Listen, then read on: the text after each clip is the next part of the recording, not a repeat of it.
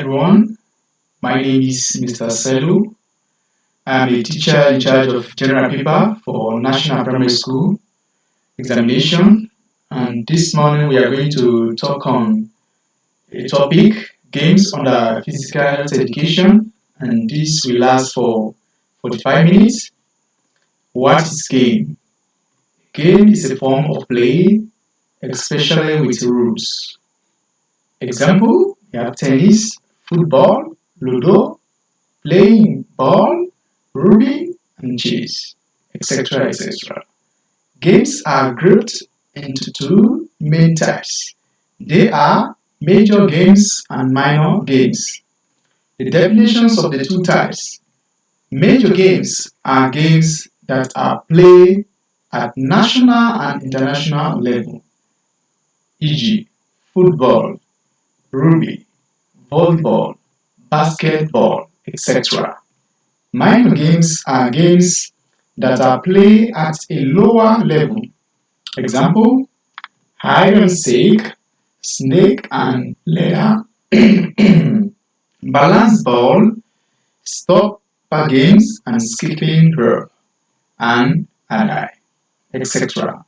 Some types of games. Some types of games are volleyball, lawn tennis, badminton, rugby, and snooker and hand tennis, etc. Volleyball. This is a game in which players are on each side of a high net. Try to keep a ball in motion by hitting it with their hands, backwards and forward touch the ground. There are 6 players in each team. It is indoor and outdoor games. So this topic is a very broad topic under games. And before this time, we have been hearing about games. So today we have the opportunity to discuss on game, and also we have learned about the types of game and also what is meant by a game. So we have under the major games, we have football, basketball, rugby, and so on and so on. So under minor, we have games that we play in our local communities or local level. These were balance ball, we have stopper games, skipping rope, and I. And these games are being played locally level, in our locally level. And these games are games that has no fixed rules. But for major games, they are games that are being played with fixed rules and regulation. Excuse me. So, some types of games.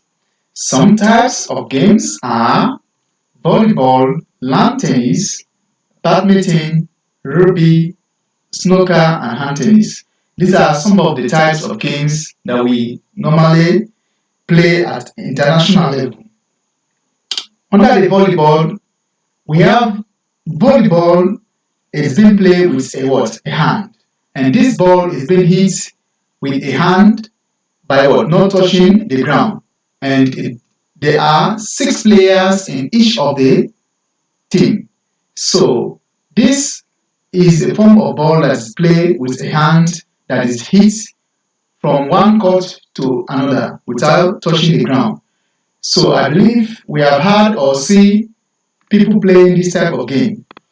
So for this topic, I believe some of us have got a clear understanding and knowledge about this particular game. And under the minor and major, if they ask you to give differences between minor and major games, under the major games, they are played at national and international level. And wherein under the minor games, they are played within our community level. So I believe this class we have learned a lot, and this will help us in our daily studies. And whatever thing we learn here, let us try to ponder over it and study very hard so that we can pass our examination. So we are going to move to another topic, and the same physical health education. And this topic is waterborne diseases. And this topic also will last for 45 minutes. First of all, before we go to waterborne diseases, let us try to understand first what we mean by a disease. And before this time, we have so many types of diseases that affect the normal functions of the body. So in that case, we are going to define a disease or what is meant by a disease. So a disease is a particular abnormal condition that negatively affects the normal functions of a human body structure. So that is definitions of a disease. A disease is a particular abnormal condition that negatively affects the normal functions of the human body structure. So we have the two main diseases are one, communicable disease and non-communicable disease.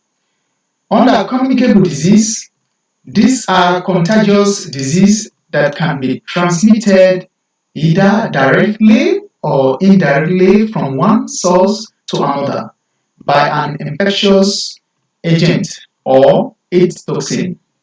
Under non-communicable disease is a non-infectious healthy conditions that cannot be spread from one person to person.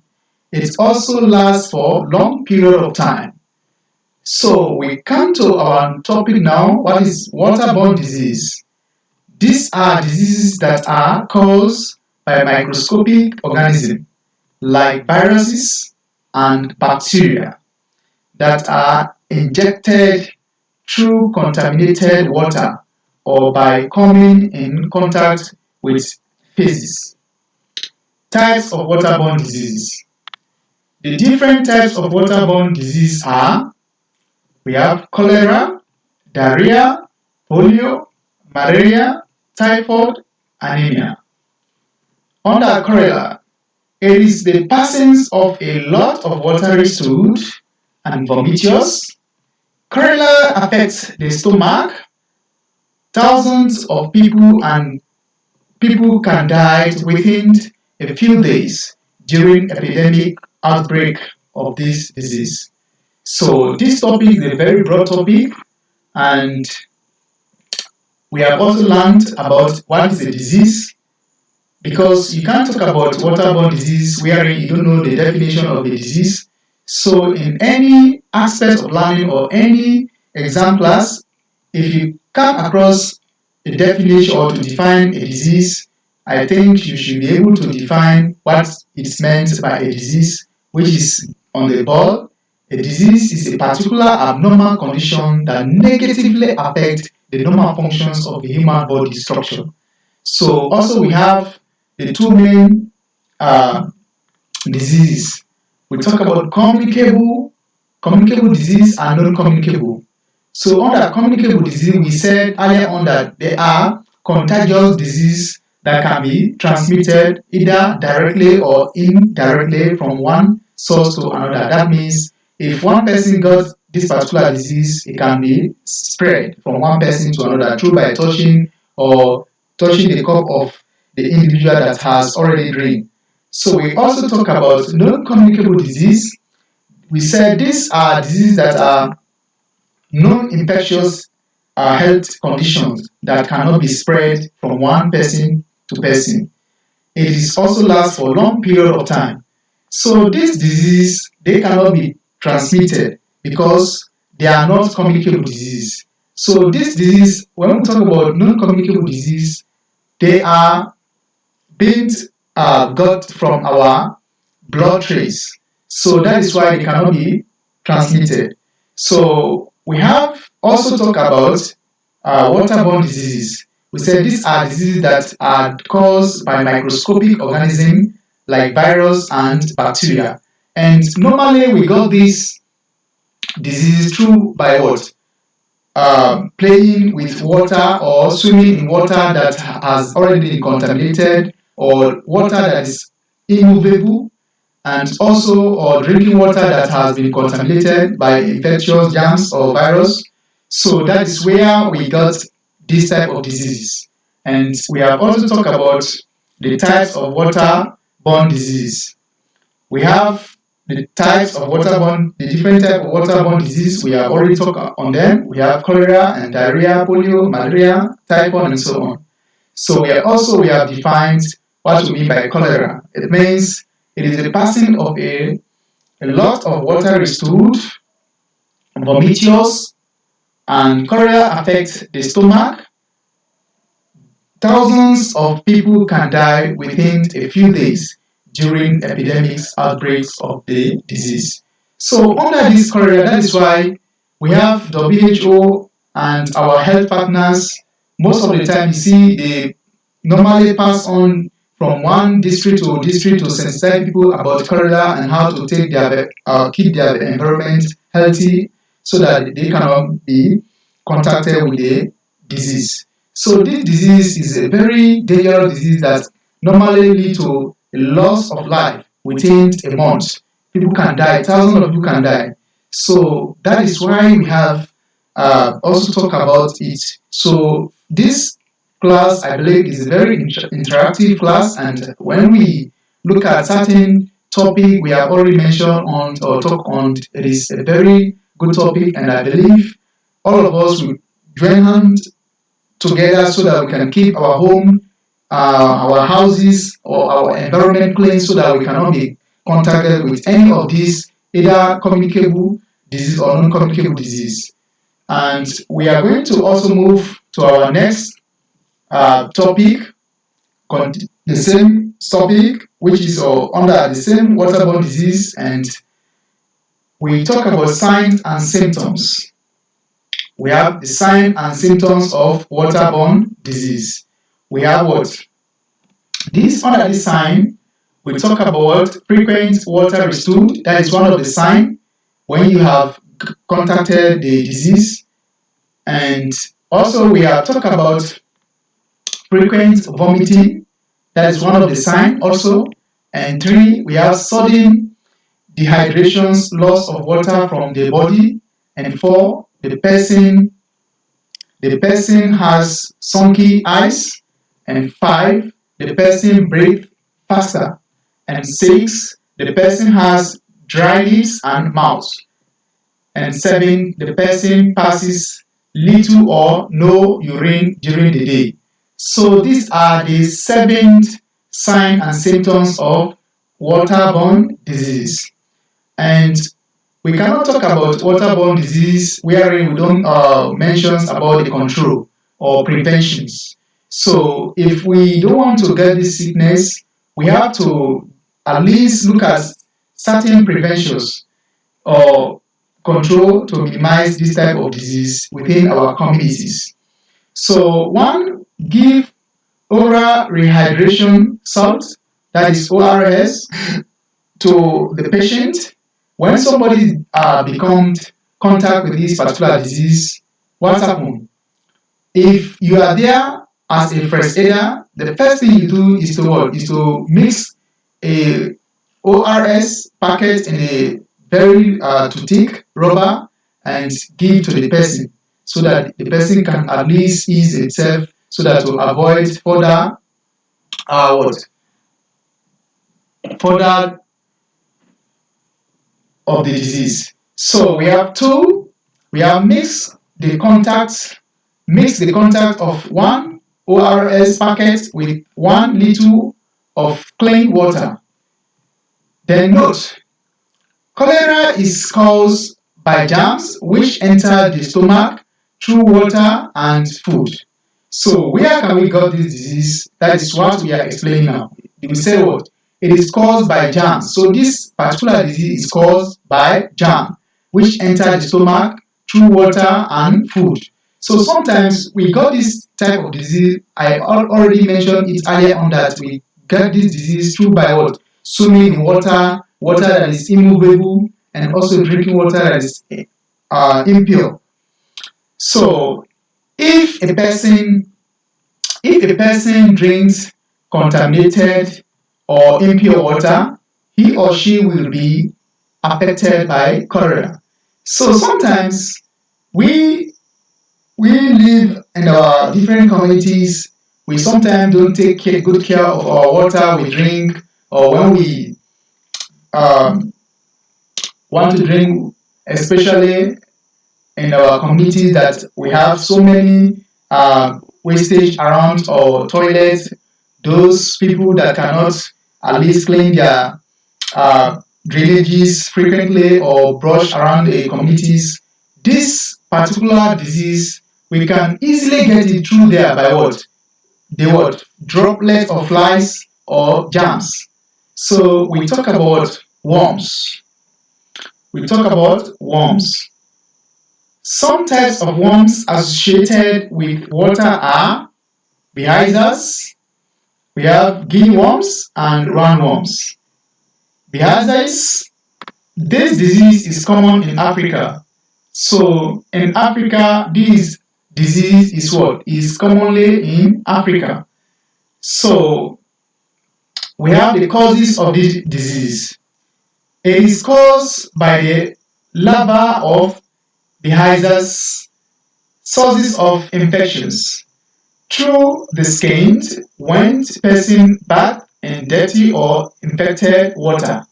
So we can get this particular disease where in the dirty water, water that cannot move or water that is still in one location. So when you wash within this water, you can get this type of disease. And we have signs and symptoms. Under the signs and symptoms of this particular disease, and we are going to look at the first itching bite of the larva tells the entry of the worm. So most of the times when you are washing in that type of water, what happens? You normally find out that after washing or taking bath, you start to what? Feels like something is itching you. So all your entire body will become somehow very scratchy. And two, we talk about patient becomes anemic. And three, rashes may occur at points of penetration or opening of the skin. Then four, if the liver is attacked for occurs. So these are the signs and symptoms of this particular disease. So we talk about preventions. We are talking about prevention and control of how to get rid of this particular disease. Proper sanitations and disposals of feces and urine should be strictly observed at all times. Water snails should be destroyed or killed. Drinking water or bathing water should be clean. Wash your hands after using the toilet. So, in order for us to stay healthy within our community or our different homes, we have to at least practice hygiene. And when we practice a good hygiene within our community, I think this disease will not be for us. But some of us within our communities, we don't take good care of our community. That is why these particular diseases are among us. And I'm advising you not to go within water that is immovable or water that you think it has been open. Don't drink it, because when you drink it, you are going to be infected with a particular bacteria or germ that will enter your stomach that will cause harm to you. So we are going to move on to a new topic today also on the home economics. Home economics is another topic as subject, and the topic is food. So this also we are going to spend 45 minutes. We have already know or before this time talk about food. So the definition of food is anything either liquid or solid when taken by the body provide it with the necessary materials to enable the body to grow, to replace damaged parts, so that the body can function in a proper or normal way. So that is a definition of food. So food, we have various definitions. So food, we can define food as food is any substances that either liquid or solid that when taken in by the body can what? Can provide the body with a necessary materials to enable the body to function or grow well. So we talk about nutrition or food nutrients. Because when we talk about food, we have to discuss on food nutrients. So food nutrients are food substances which the body uses in order to function properly and to stay healthy. So when we talk about food nutrients, these are the particular substances which the body uses in order to function properly and to stay healthy. And also we have nutrition. So nutrition and is study of food. Nutrition is the study of food, nutrients, or food values they contains and the way in which the food are used by the body. Example, bodybuilding. Bodybuilding. So we have classes of food. This There are seven main classes of nutrients that the body needs. These are carbohydrates, proteins, fat and oil, vitamins, mineral salts, fiber, and water. So these are the seven classes of food. So under here we have types of foods. There are four main types of foods. These are protective food, bodybuilding food, carbohydrate foods, growth food. So these are the type of food that we normally eat so that the body can function. And these foods are being grouped in different categories. That is why under we have protective food and also we have certain food like bodybuilding food. When we have cuts or wounds in our body, when we eat bodybuilding food, they help to repair body tissues or damages on our body. And also we are going to move on to another subject, which is general science. And this topic also is going to last for 45 minutes, and we talk about body in the sky. We have different bodies in the sky, and we talk about solar system. The solar system consists of the sun and its 9 planets. The planets revolve around the sun and elliptical oval. That's what it is, a spherical shape that is like a ball. So or orbit. The sun, the sun is a star because the sun is a star because it is the sun is a star because it is a hot luminous body. That is, it can give out bright light on its own. So the sun can give light on its own. So we talk about the sun is the sources of light and heat in the solar system.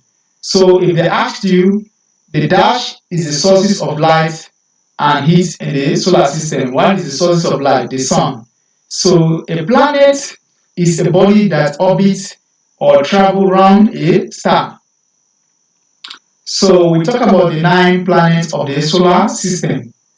So the 9 planets of the solar system are, we have Mercury, Venus, Earth, Mars, Jupiter, Saturn, Uranus, and Neptune and Pluto. So we have heavenly bodies in the sky. Heavenly bodies in the sky include moon, asteroid, comet, meteor, and meteoroid. So these are the 5 main heavenly bodies in the sky. We have spacecraft from parts of the solar system. Then we have note. To study the heavenly bodies, We use a telescope to study the heavenly bodies. We use what? Telescope. So, um, in a very long distance, or a particular instrument that we use to look at far objects, that is what telescope, or to bring them closer, we use a telescope. So note, the smallest planet is Mercury and the largest is Jupiter. Size, the largest planet after Jupiter is Saturn, and the farthest planet from the sun is Pluto. The Earth is the only planet where life exists. All of these life cannot exist there because they are very hot. So we have the Earth. The Earth, no other planet can be compared to the Earth because it has life and all the living things we see around us. The Earth has the Earth has a natural satellite, small bodies called the moon, which revolutes its walls around the Earth in every 27 days. The Earth reflects The Earth reflects or receives light from the sun. The Earth moves in space into different ways. That is what by rotation and revolution. So also this is a very good subtopic, revolution and rotation. We are going to learn about rotation, or what is meant by rotation and what is meant by revolution. So we are the same, moving with the same subject and the same topic. So under rotations of the Earth, it is the complete spinning movements of the Earth on its axis from west to east in a day or every 24 hours. How, how days and nights are formed.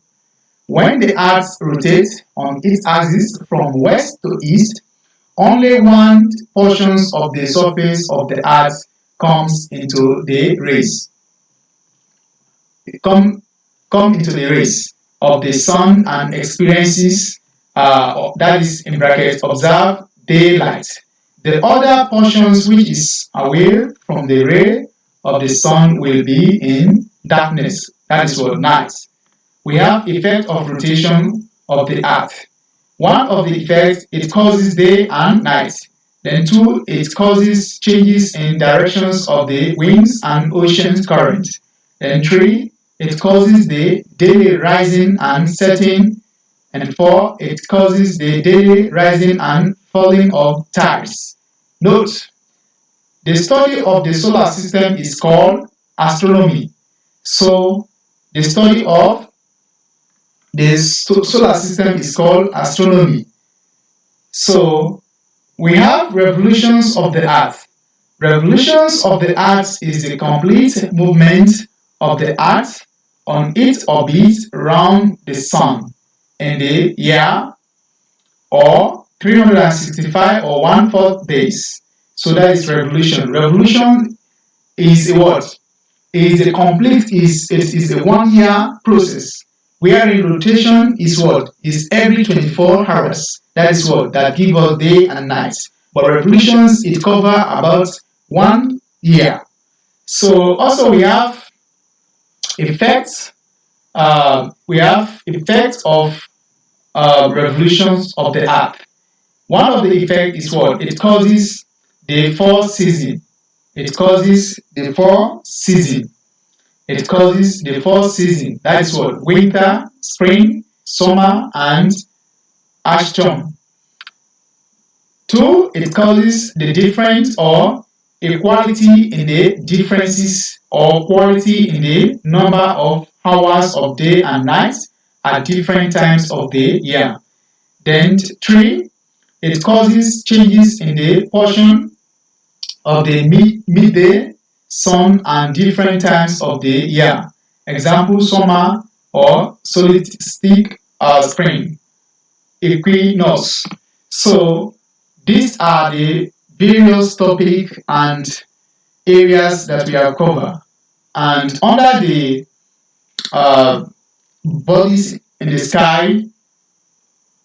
These bodies in the skies are very heavenly bodies. We have discussed on them, and also we have learned about the solar system and their 9 planets. We have learned about what is meant by rotation, and also we have learned about what causes or form night or day. Or also we have learned about the effect of rotation. So we have learned about revolutions of the earth.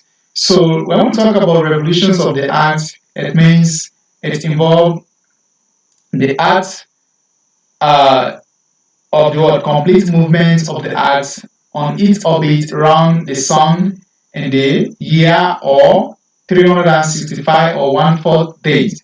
Also, we have talked about the effects. So this topic is a very broad topic, and I believe in our next class we are going to continue under this topic.